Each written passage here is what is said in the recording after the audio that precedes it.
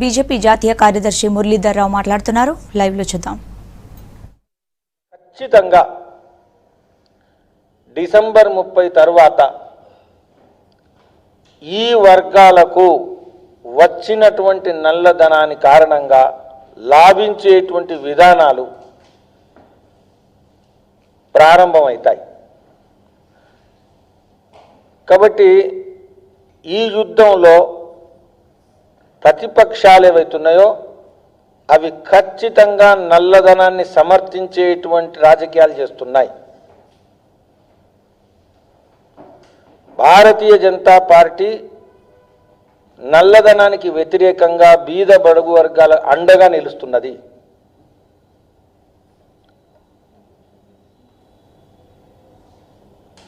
భవిష్యత్తు రాజకీయాల్లో కూడా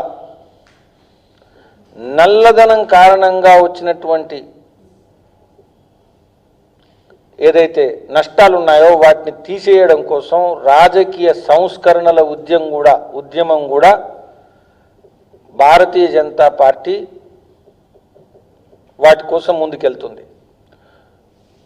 సో నల్లధనం ఆధారంగా రాజకీయాలు డిసెంబర్ 30 తర్వాత తెరబడాల్సిందే. కాబట్టి భారతీయ జనతా పార్టీ సంపూర్ణమైనటువంటి కార్యకర్త బలాన్ని నల్లధన వ్యతిరేక యుద్ధంలో ఉపయోగించబోతున్నది. నిర్ణయాత్మకంగా మేము ఉద్యమంలో ప్రచారాన్ని తీసుకోబోతున్నాం, ప్రజలను సమీకరించబోతున్నాం. ప్రతిపక్షాలు చేసేటువంటి రాజకీయాలను మేము రోడ్ల మీద ప్రజల మధ్యన ఎదుర్కోవడానికి సిద్ధం. దీనికోసం తెలంగాణ రాష్ట్రం ప్రత్యేకమైనటువంటి కార్యక్రమాలు రాబోయేటువంటి రోజుల్లో గ్రామానికి మేము ఇవ్వబోతున్నాం.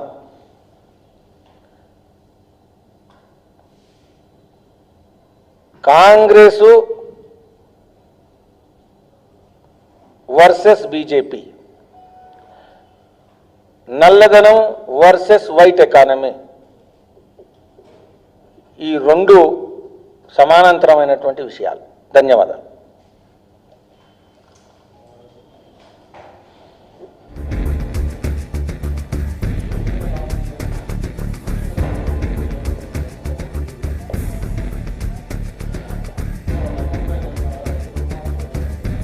ఇప్పుడు స్పష్టమైనటువంటి విధానాలు డిసెంబర్ 30 తర్వాత ప్రజల ముందుకు ప్రధానమంత్రి తీసుకొస్తారు. కానీ ప్రధానమంత్రి గారు సంకేతం ఇవ్వడం జరిగింది ఏ విధంగా విధానాలు ఉండబోతున్నాయని.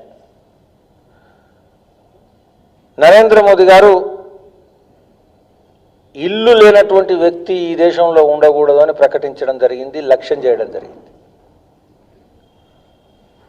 ఇల్లు లేనటువంటి వాళ్ళు ఉండకూడదనే దానికి ప్రభుత్వ గృహ నిర్మాణం ఏదైతే ఉందో ఈరోజు లక్ష్యబద్ధంగా ముందుకు పోతున్నాం. ప్రభుత్వానికి వచ్చినటువంటి నల్లధనాన్ని మొదటగా ఉపయోగించేది ప్రతి వ్యక్తికి ఇల్లు కావాలా, ప్రతి కుటుంబానికి ఇల్లు కావాలా. కాబట్టి అందుబాటులోకి తీసుకొస్తాం. దానికి సంబంధించినటువంటి సబ్సిడీలు, గ్రాంట్స్ అయిన తర్వాత లక్ష్యం పెంచడం జరుగుతుంది. 2, మీరు ప్రభుత్వ రంగంలో ఉండేటువంటి విద్యాలయాలు, ప్రాథమిక విద్యాలయాలు, ఆరోగ్య కేంద్రాలు గణనీయంగా బడ్జెట్ అలొకేషన్ పెంచాలి.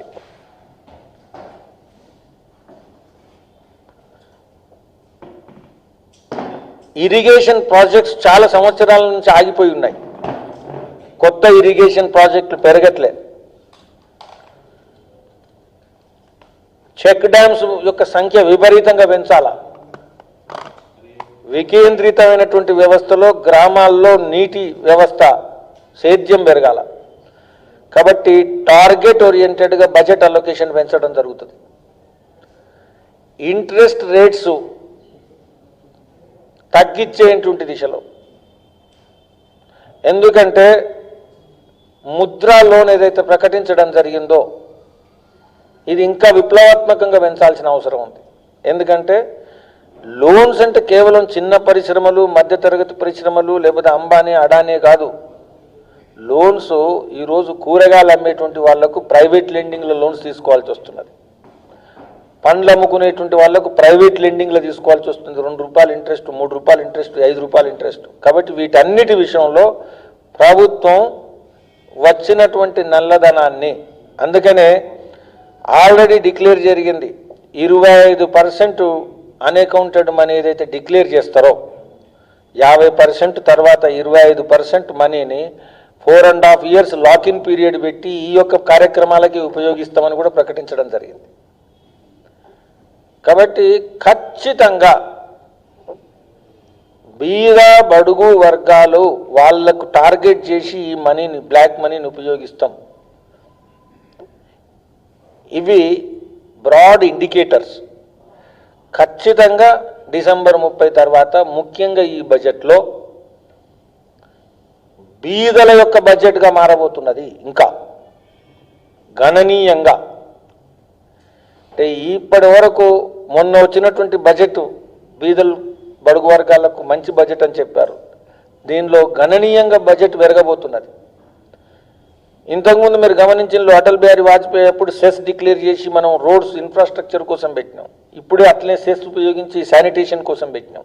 ఇప్పుడు ఈ 4.5 years లాకిన్ పీరియడ్ కానీ లేకపోతే ఇతరత్ర వచ్చేటువంటి నల్లధనం ఏదైతుందో ఈ నల్లధనాన్ని పూర్తిగా వెల్ఫేర్ టార్గెట్స్ ఉపయోగించి ఆయన తర్వాత పూర్ సెక్షన్స్కు ఇన్ఫ్రాస్ట్రక్చర్ను పెంచేటువంటి ప్రాజెక్టులే వాటిని భారతీయ జనతా పార్టీ ప్రభుత్వం, మోదీ గారి ప్రభుత్వం ప్రకటించబోతున్నది.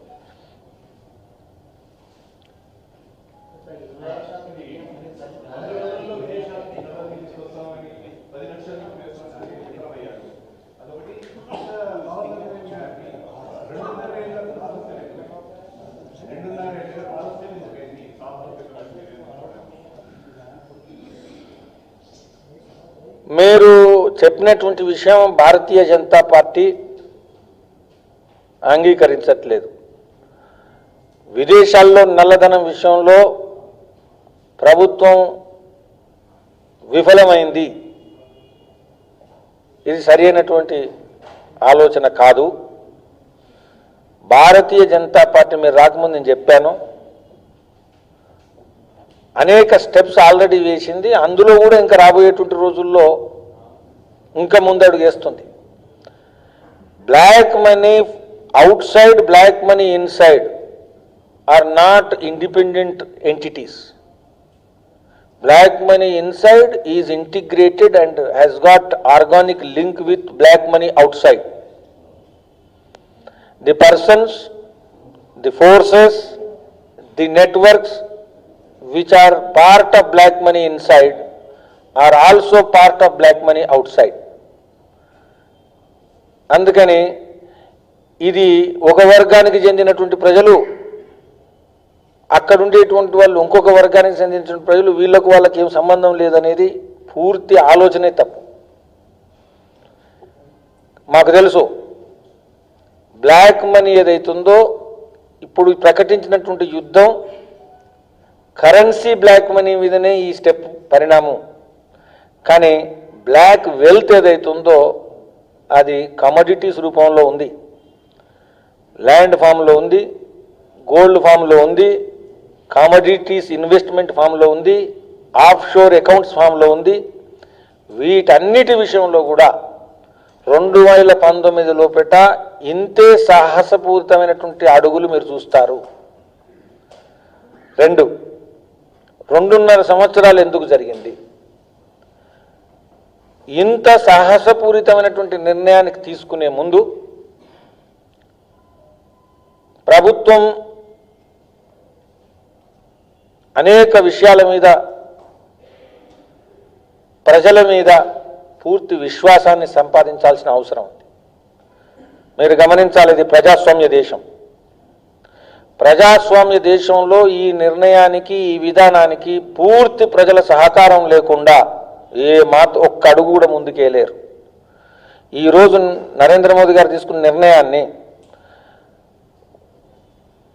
ఫైరింగ్ చేసి ఇంప్లిమెంట్ చేయడం సాధ్యం కాదు. ప్రజలు ప్రతిపక్ష పార్టీలు రెచ్చగొట్టినా కానీ ప్రజలు సహకరిస్తున్నారు. ఈ విశ్వాసం నరేంద్ర మోదీ గారి పట్ల, వారి పని పట్ల పూర్తి తయారీ తర్వాతనే సాధ్యమవుతుంది. అందుకనే పూర్తిగా అన్ని విషయాలు ఇటు పొలిటికల్గా అటు ఇంటర్నల్ అడ్మినిస్ట్రేటివ్గా పూర్తిగా కంట్రోల్ వచ్చిన తర్వాత మాత్రమే చేయగలిగే నిర్ణయం.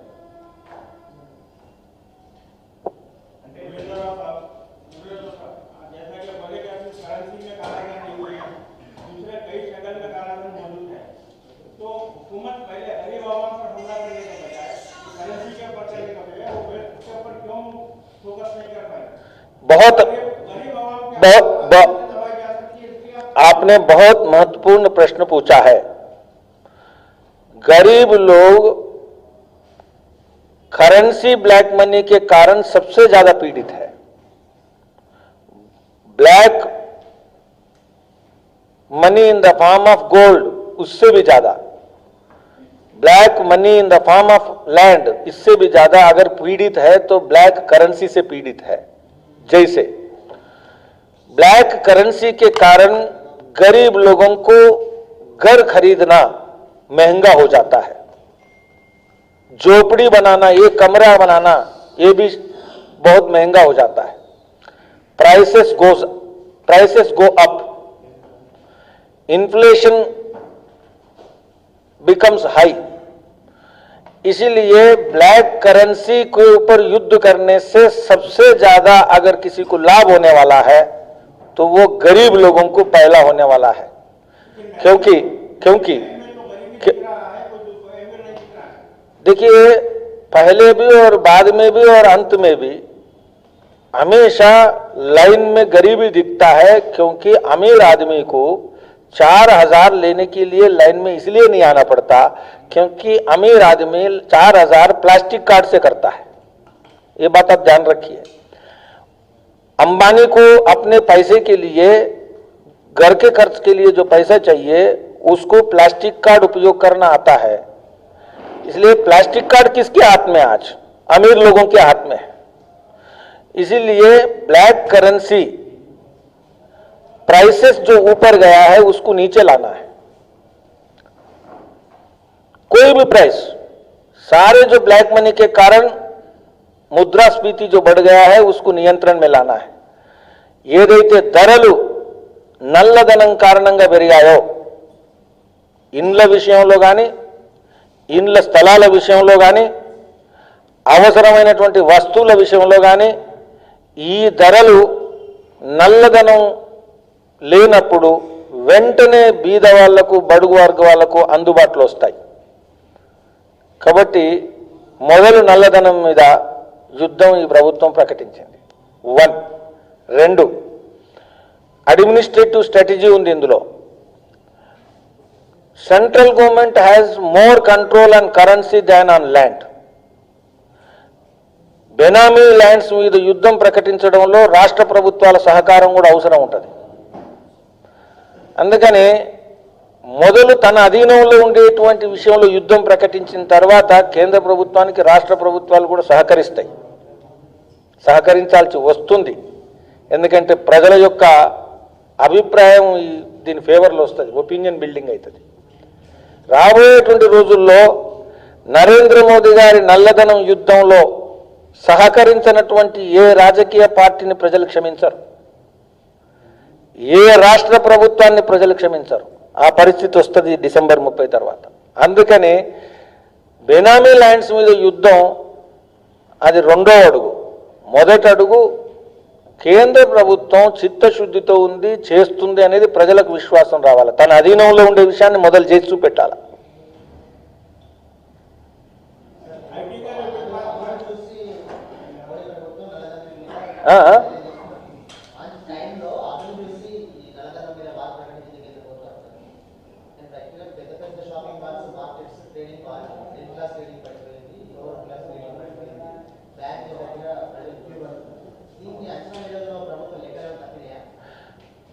ఒకటి మీరు గుర్తుంచుకోండి,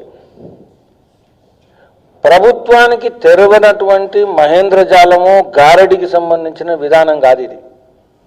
ఉదాహరణకు బాడీలో ఉండేటువంటి బ్లడ్ సర్క్యులేషన్ విషయంలో ఎట్లయితే పూర్తి జ్ఞానం ఉంటుందో కరెన్సీ సర్క్యులేషన్ విషయంలో ప్రభుత్వానికి పూర్తి జ్ఞానం ఉంటుంది. డాక్యుమెంటెడ్ జ్ఞానం ఇది, ఏదో ఊహించే జ్ఞానం, ఇమాజినేషన్ ఆధారం కాదు. కరెన్సీ ఎంత ప్రింట్ అవుతున్నది, ప్రతి బ్రాంచ్లో ఎంత రిలీజ్ అవుతున్నది, గత అనేక సంవత్సరాల్లో ఒక్కొక్క రోజులో ఒక్కొక్క బ్రాంచ్ ఏ విధంగా లావాదేవీలు నడుపుతున్నది, మొత్తం కూడా డాక్యుమెంటెడ్ స్టోరీ ఉంటుంది. కాబట్టి ప్రభుత్వం ఏదో డార్క్లా చీకట్లు నిర్ణయం తీసేది ఏం లేదు ఇందులో. అందుకని ప్రభుత్వం నిర్ణయానికన్నా ముందు పూర్తి ఫ్యాక్ట్స్ అండ్ డాక్యుమెంట్స్ ఉండేటువంటి విషయం ఇది. కాబట్టి ఖచ్చితమైనటువంటి లెక్కల ప్రకారం ప్రభుత్వం నిర్ణయం తీసుకుంది. అయితే కరెన్సీ 86% కరెన్సీని మనం బయటికి తీసేసినప్పుడు ఖచ్చితంగా బీద బడుగు వర్గాలకు కరెన్సీ ట్రాన్సాక్షన్స్ నడుపుతున్నటువంటి వాళ్ళకు కొంత ఇబ్బందులు వస్తాయి. కానీ 50 రోజుల తర్వాత గ్రోత్ స్టోరీ ఏదైతుందో అందులో లాభించేటువంటి ప్రజలు వాళ్ళు. ఎందుకంటే నల్లధనం లెవెల్ ప్లేయింగ్ ఫీల్డ్కి వస్తుంది. ఎందుకంటే నల్లధనం కారణంగా కొందరు ఆటను వాళ్ళ వైపు మార్చుకుంటున్నారు. నల్లధనాన్ని తీసేసినప్పుడు ఏమైందంటే it comes in to the level playing field. బీద బడుగు వర్గాలకు రియల్ గ్రోత్ స్టోరీ ఏదైతే ఇప్పుడు మీరు చెప్పినలో 2 విధాలు. ఒకటి ద్రవ్యోల్బణం ధరలు తగ్గడం కారణంగా ఇందులో గ్రోత్ స్టార్ట్ అవుతుంది. రెండోది ప్రభుత్వం యొక్క పెట్టుబడులు ఈ రంగాలలో విపరీతంగా పెరుగుతాయి. మీరు ఒకటి గమనించండి, 4,20,000 కోట్లు నుంచి 4,80,000 కోట్లు మీరు శాలరీసు, ఈ బడ్జెట్ అన్నప్పుడు బడ్జెట్లో శాలరీసు, ఎక్స్పెండిచరు, అడ్మినిస్ట్రేటివ్ కాస్టు, ఇవన్నీ పెన్షన్స్, ఇవన్నీ డెవలప్మెంట్ ఫండ్ కాదు. ఇది మామూలుగా పోయే ఫండ్. ప్రభుత్వం దగ్గర ఉన్న డెవలప్మెంట్ ఫండ్ ఎంత? గత 10-15 సంవత్సరాలల్లో 4,20,000 కోట్ల నుంచి 4,80,000 కోట్లు. రాబోయేటువంటి రోజుల్లో రాష్ట్ర ప్రభుత్వం తర్వాత కేంద్ర ప్రభుత్వాలకు 6 నెలల తర్వాత ఇందులో రెవెన్యూ పెరుగుతుంది.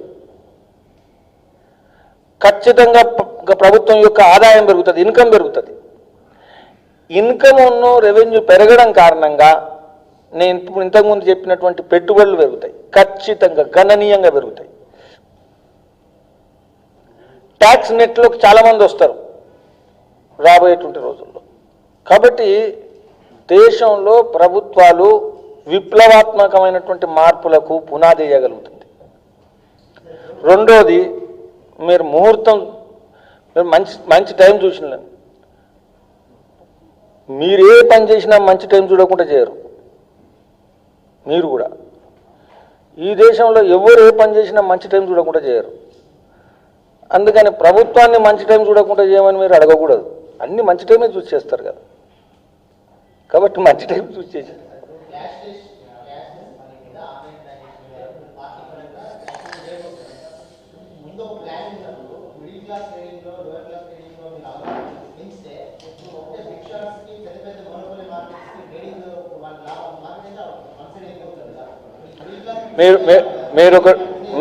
మీరు ఒకటి గుర్తుపెట్టుకోండి, విదిన్ 15 days to 1 month విపరీతమైనటువంటి యాప్స్ మీరు ఇంతకుముందు చూసినటువంటివి కాకుండా కొత్త యాప్స్ విపరీతంగా వస్తాయి. కొత్త అవెన్యూస్, కొత్త టూల్స్ విపరీతంగా వస్తాయి. కాబట్టి ఏదో బిగ్ షాట్కే లాభం జరుగుతుందని ఏం పెట్టుకోకండి. మన హైదరాబాద్లో ఉండే సాఫ్ట్వేర్ ఇంజనీర్స్ పనిచేసి కంపెనీస్ కూడా మంచి యాప్స్ బిల్డప్ చేసి కొత్త యాప్స్ వస్తాయి. చాలా ఈజీగా ఉండేటువంటి యాప్స్ బిల్డప్ చేస్తారు. ఎందుకంటే టెక్నాలజీ ఐక్యూస్ మన దేశంలో తక్కువ లేవు. కాబట్టి డోంట్ వరీ.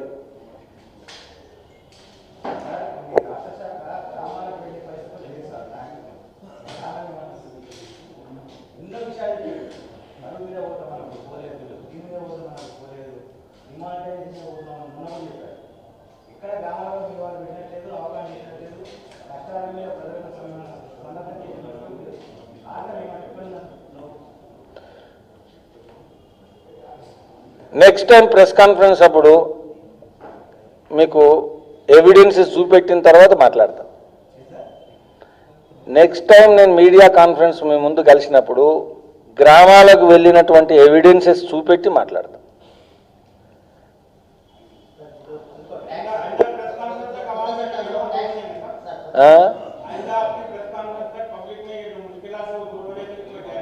नहीं वो कुछ और प्रश्न पूछा, नहीं उसी का समाधान है, इसका आप मत करो.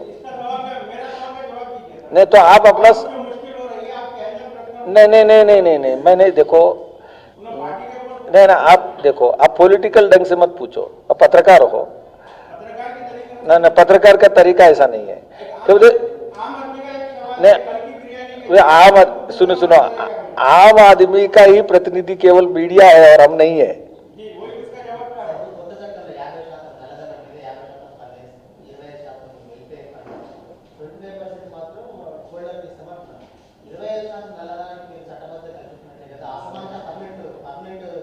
ఇప్పుడు మీరు ఒకటి గమనించండి, మీరు ఈ తెలంగాణ ప్రాంతానికి సంబంధించినటువంటి వాళ్ళు అనేక హత్యలు చేసినటువంటి నక్సలైట్లకు ఎన్నిసార్లు మీరు కల్పించారు? అప్పుడు మీరు ఎన్నిసార్లు ప్రశ్న వేశారు? ప్రజల కోసం పనికొచ్చేటువంటి దాన్ని, ఉండేటువంటి డబ్బును మెయిన్ స్ట్రీమ్లోకి తీసుకురావడం కోసం ఏదైతుందో, ఎంత అపరాధం చేసినా కానీ ఇంకోసారి అవకాశం ఇవ్వాలా అనేటువంటి వాళ్లకు ఈ విధంగా మేము ప్రజలకు ఉపయోగపడే విధంగా చాలా హై పెనాల్టీస్ వేసి ప్రజలకు పనికొచ్చేటువంటి విధంగా, అందులో బడుగు వర్గాలకు పనికొచ్చేటువంటి విధంగా డబ్బును ఉపయోగించేటువంటి పథకాన్ని ముందుకు తీసుకొచ్చినాం. అందుకని దీనిలో ప్రజల కోసం, ప్రజల సంక్షేమం కోసం ఏ విధంగా డబ్బును పట్టుకురావాలనేదే నరేంద్ర మోదీ లక్ష్యం. Okay, thank you.